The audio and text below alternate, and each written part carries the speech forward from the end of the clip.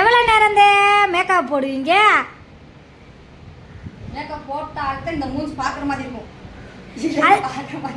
அதுக்கா என்ன 1 மணி நேரமாவா?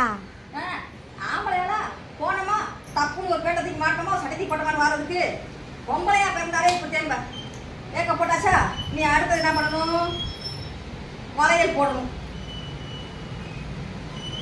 வளையல் போட்டாச்சா நீ அடுத்தது